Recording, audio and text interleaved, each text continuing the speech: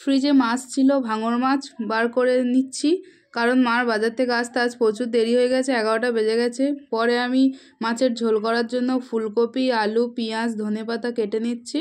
মাছটাতে হলুদ, লঙ্কা গুঁড়ো, লবণ দিয়ে মেখে ভেজে নেব। ভেজে নেওয়ার পরে দিয়ে দেবো আলু, ফুলকপিগুলো, এগুলোও ভেজে নেব। ওই তেলেতে পেঁয়াজ, জিরে, হলুদ গুঁড়ো, লঙ্কা গুঁড়ো, কালো জিরে দিতে মনে ছিল না, তাই মাঝে দিয়ে দিয়েছি কষার সময়। তারপর আলু দিয়ে ভালো করে কষিয়ে জল দিয়ে দেব।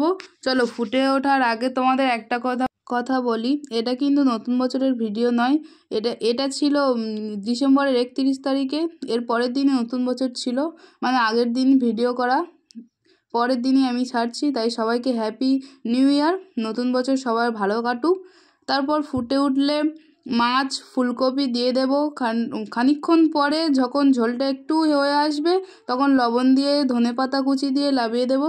চলো, এবার মা ওদিকে, আমি এদিকে গ্যাসে রান্না করছি, মা ওদিকে উনুনে রান্না করছে। চলো মা কী রান্না করছে দেখি। ওইদিকে মা চচ্চড়ি রান্না করছিল। প্রথমে চিংড়িটা ভেজে নিয়ে পরে পেঁয়াজ, হলুদ, লঙ্কা গুঁড়ো দিয়ে ভাবিয়ে রাখা সবজিতে ছিল হলো দিশি লাউ, বিন, শিম দিয়ে ভালো করে রান্না করে নেবে। হয়ে আসলে লবণ দিয়ে নামিয়ে নেবে, কারণ লবণটা প্রথমে দেবে না, কারণ সবজিগুলো কষিয়ে কষিয়ে রান্না করতে কমে যাবে, প্রথমে দিলে লবণ হয়ে যাবে। তাই সবার শেষে লবণটা দেওয়া হবে, কারণ খেতে তখন ভালো লাগবে, লবণটা ঠিক থাকবে। এই চচ্চড়ি হয়ে আসলে চলো এবার মা বাবার জন্য ভাতটা বেড়ে নেবে, বাবাকে খেতে দিয়ে দেবে। সবাই নতুন বছর ভালো কাটাবেন। আমাকে প্লিজ প্লিজ সবাই সাপোর্ট করবেন, লাইক, শেয়ার, কমেন্ট সবাই করবেন। দেখা হচ্ছে কাল মিনি ব্লগে।